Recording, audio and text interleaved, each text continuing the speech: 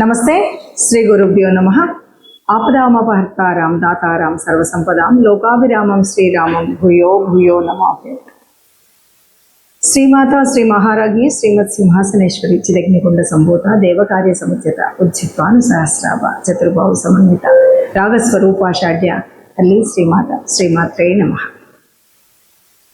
ప్రతి మాసం చెప్పుకున్నట్టుగా జూలై మాసానికి మరి గోచార స్థితిగతులు ఎలా ఉన్నాయి, ఆ గోచారంలో ఉన్నటువంటి ఈ గ్రహాల స్థితిని బట్టి యుతిని బట్టి మనకి ఒక్కొక్క రాశి వారికి అంటే ద్వాదశ రాశుల వారికి ఏ రకంగా ఉంటుంది అన్నది చూద్దాం. దానికి గాను అసలు మనం ఈ జూలై మాసాన్ని కనుక తీసుకున్నట్టయితే జూలై 1 నుండి 14 వరకు మనకు నిజ జ్యేష్ఠ మాసం నడుస్తుంది.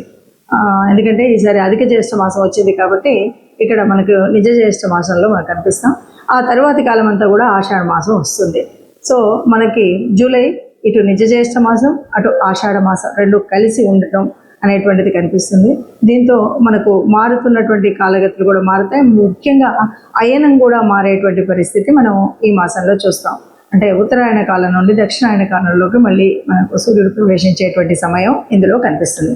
మరి ఇలా ఉన్నప్పుడు ఈ మాసానికి గాను గ్రహాలు ఎలా ఉన్నాయి అని కనుక మనం చూసినట్టయితే కుంభరాశిలో రాహు ఉన్నాడు, అలాగే మీనంలో శని, ఇవి దీర్ఘకాలికంగా ఉంటున్నటువంటివి. అలాగే మేషంలో కుజుడు ఉన్నాడు, దాదాపు 15 తర్వాత వృషభంలోకి మారుతున్నటువంటి పరిస్థితి.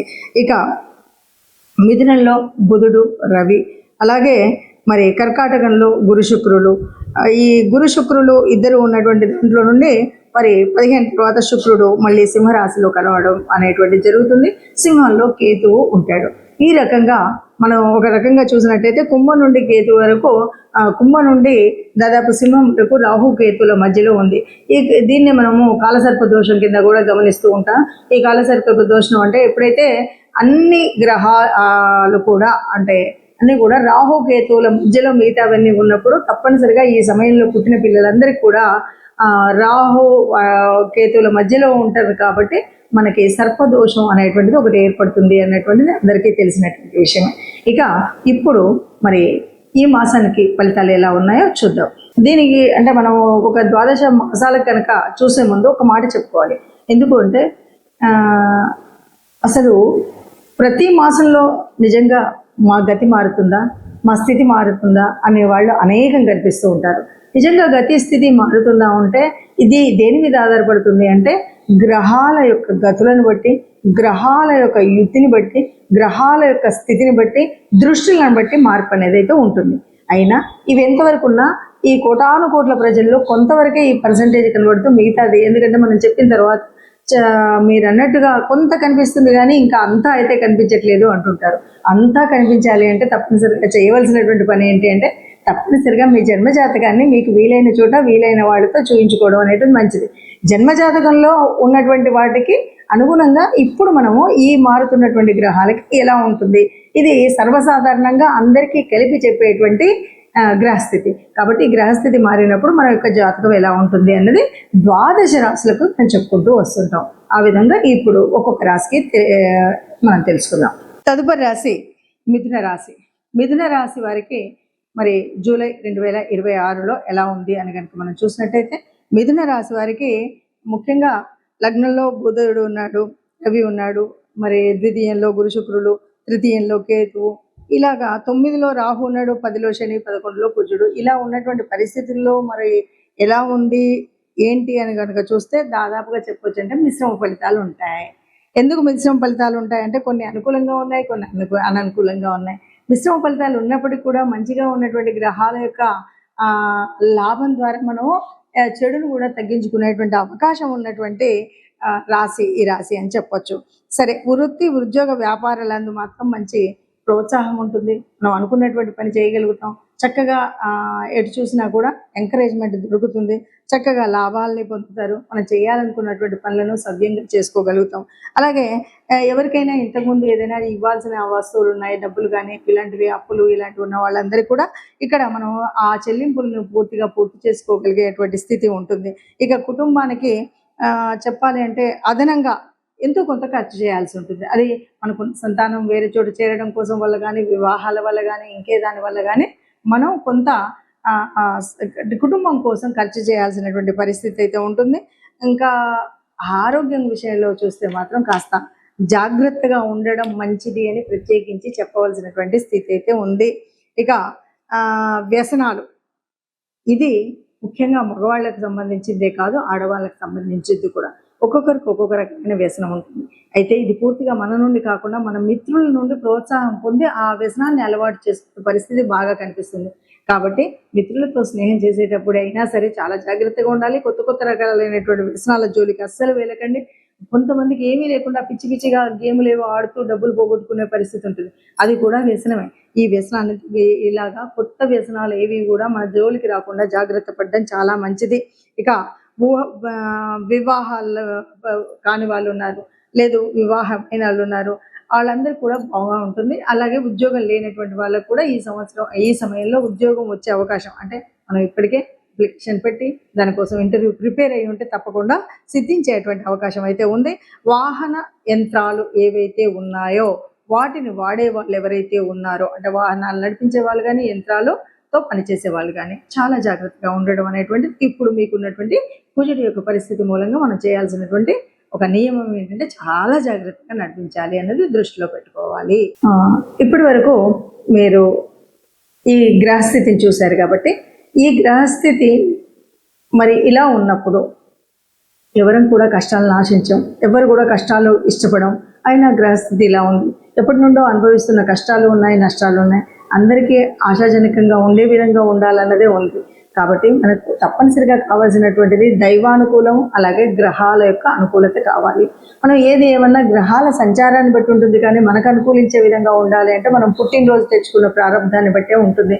పుట్టినప్పుడు మనం తెచ్చుకున్నటువంటి ప్రారంభం వల్ల కొన్ని యోగించేవి ఉంటాయి. అయినప్పటికీ ఇలాగ మనం ఏదైతే గోచారం చూస్తూ ఉన్నామో, గోచారంలో జరిగేటువంటి మార్పుల వల్ల కొంత ఉపశమనం పొందడానికి మాత్రం లాభం ఉంటుంది. ముఖ్యంగా చెప్పేది ఏంటంటే ఈ మాసంలో అవునన్నా కాదన్నా మరి గురువు యొక్క మార్పు అన్నది మనం చూసినటువంటిది.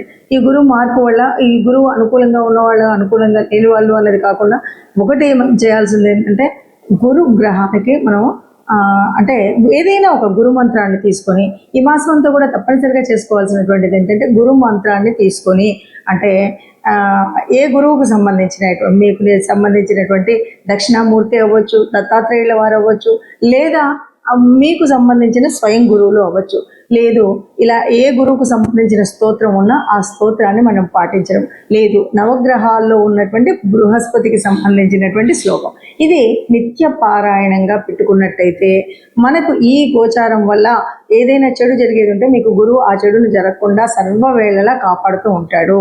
ఇక రెండవది, లేదు గురువు అనుకూలంగా ఉన్నాడంటే జరిగే మంచి మార్పుల్లో ఇంకా మంచి జరుగుతుంది తప్ప మీకు ఎట్లాంటి నష్టం ఉండదు. కాబట్టి ఈ గురువుకు సంబంధించినటువంటి ఈ విషయాలు చేయడమే కాకుండా ఇంకా గురువు యొక్క అనుగ్రహం పొందాలి అంటే తప్పనిసరిగా మరొక మార్పు చేసుకోవాల్సింది, ఎవరైనా వృద్ధులు ఉన్నటువంటి వాళ్ళు, అంటే తండ్రి సమానులైనటువంటి వయసు ఉన్నటువంటి వాళ్ళు, అంటే వృద్ధులకు సహాయం చేయడం, సహకరించడం అనేటువంటి విషయాలు ఉంటాయి కదా, ఇవి కూడా చాలా వరకు గురు గ్రహం యొక్క సంతృప్తిని, గురు గ్రహం యొక్క అనుగ్రహాన్ని పొందడానికి వీలైనటువంటి అంశాలు. కాబట్టి ఆ రకంగా చేసుకుంటూ వెళుతూ ఇక మనం ఒక్కొక్క గ్రహంలో ఉన్నటువంటి మార్పులు చేర్పులు ఉన్నాయి కాబట్టి వాటిని అనుసరించుతూనే వెళ్ళాలి. ఏదేమన్నా సరే రాహుకేతువుల మధ్యలో నలిగిపోతున్నటువంటి గ్రహాలన్నీ ఉన్నాయి. ఈ సమయంలో ఏమన్నా సరే వీలైనంత వరకు సుబ్రహ్మణ్య స్వామి దర్శనం కానీ, సుబ్రహ్మణ్య స్వామికి సంబంధించినటువంటి వరకు ఏదైనా స్తోత్రం, స్తుతి ఇలాంటివైనా చేసుకున్నట్టయితే చాలా వరకు మనం అనుకున్నటువంటి కష్టాలు ఏవీ లేకుండా నిబ్బరంగా ముందుకు వెళ్ళేటువంటి పరిస్థితి కనిపిస్తుంది. ఆ పరమాత్ముడు తప్పకుండా అందరినీ కాపాడుతాడు. అందులో మనం నిత్యం ఇలాంటి చక్కటి పారాయణం కానీ లేదా ఆ సంబంధిత శ్లోకాలను కానీ చదువుకున్నట్టయితే ఒక సత్సంగత్యం వల్ల ఆ దేవాలయం యొక్క పాజిటివ్ వైబ్స్ వల్ల తప్పకుండా మనకు మంచి జరుగుతుంది. మనం ఎప్పుడు ఏ మాసానికి ఆ మాసం చూసినప్పుడు కొన్నిసార్లు ఏమవుతుందంటే ఆ మాసంలో మనకు అనుకూలించే విధంగా, అంటే గ్రహాల అనుకూలం ఎలా ఉన్నా కానీ మనకు ఆ మాసంలో వచ్చే కొన్ని పండగలు ఉంటాయి. ఆ పండగల యొక్క ఫలితాన్ని కూడా పొందేటువంటి అర్హత పొందాలి అంటే తప్పనిసరిగా దానికి సంబంధితమైనటువంటి పూజలు చేసుకోవడం వల్ల కూడా ఈ గ్రహాల యొక్క అననుకూలత ఏదైతే ఉందో దాన్ని మనం మాయ చేయొచ్చు. ఆ రకంగా కనుక మనం చూసినట్టయితే మనకి 16వ తారీఖు, జూలై 16వ తారీఖు మనకు జగన్నాథ రథయాత్ర ప్రారంభం అవుతుంది. ఆ జగన్నాథుడు అంతకు మించినటువంటి గురువు ఎవరు ఉంటారు మనకి? ఆ శ్రీకృష్ణ పరమాత్మకు సంబంధించినటువంటి తత్వాన్ని చదువుకోవడం, వినడం, లేదా ఆ జగన్నాథ యాత్ర జరుగుతున్నప్పుడు మనం చూడడం, లేకపోతే మన ఏరియాల్లో కూడా ఇవాళ రేపు చేస్తున్నటువంటి జగన్నాథ రథయాత్రలో పాల్గొనడం, ఏదో అక్కడ సంబంధించినటువంటి విషయాలను వినడం చేసినట్టయితే మనకు ఉత్తమమైనటువంటి స్థితి ఉంటుంది. అలాగే మరి 17వ తారీఖు వచ్చేసరికి మరుసటి రోజు నుండి కూడా దక్షిణాయనం ప్రారంభం అవుతుంది. దక్షిణాయన కాలంలో మనం చేయాల్సినటువంటి పుణ్యక్రతువులు బోలెడని ఉంటాయి. వాటన్నిటిని కూడా ఈ మాసం అంతా అవలంబించినట్టయితే మన కష్టాలు తొలగుతాయి. ఇంకా ముఖ్యంగా తెలంగాణ ప్రాంతంలో ఉన్నటువంటి భక్తులందరికీ కూడా మనకు తెలిసినటువంటి విషయం, ఈ జూలై మాసంలో ఆషాఢం ప్రారంభం అవ్వగానే మొదటి బోనాల పండుగ వస్తుంది. బోనాల పండుగ ఎవరికి చేస్తాము అంటే ఆ పరాత్పరేశ్వరి అమలగన్న అమ్మకి చేస్తూ ఉంటాం. కాబట్టి ఆ తల్లిని తెరవడం కూడా ముఖ్యము అనే విషయాన్ని మనం గ్రహిస్తే కనుక బాగుంటుంది. అలాగే ఈ నెలాఖరు చివరికి 25కి వచ్చేసరికి తొలి ఏకాదశి ఉంటుంది. తొలి ఏకాదశి వచ్చింది అనగానే ఆ సర్వజగన్నాథుడైనటువంటి రక్షకుడైనటువంటి ఎవరైతే ఈ మనకు తెలుసు త్రిమూర్తులలో ఎవరైనా సరే బ్రహ్మ సృష్టిస్తే మరి విష్ణువు ఎప్పటికప్పుడు రక్షిస్తూ ఉంటాడు. రక్షణ కార్యం చేసేటువంటి ఆ విష్ణుమూర్తిని ప్రార్థించేటువంటి సమయం మనకు తొలి ఏకాదశి. ఏకాదశులన్నీ కూడా విష్ణుమూర్తికి సంబంధించినప్పటికీ తొలి ఏకాదశి రోజు స్వామిని ప్రార్థించినట్టయితే మనకు ఏ రకమైన కష్టాలు ఈ ఒక్క నెలే కాదు, రాబోయే 6 నెలల వరకు కూడా మనం అన్నింటి నుండి హాయిగా ఉండగలిగేటువంటి గ్రహస్థితి మనకు ఉంటుంది అని చెప్పుకోవచ్చు. అందరం బాగుండాలి, అందులో మనం ఉండాలి. జై శ్రీరామ్.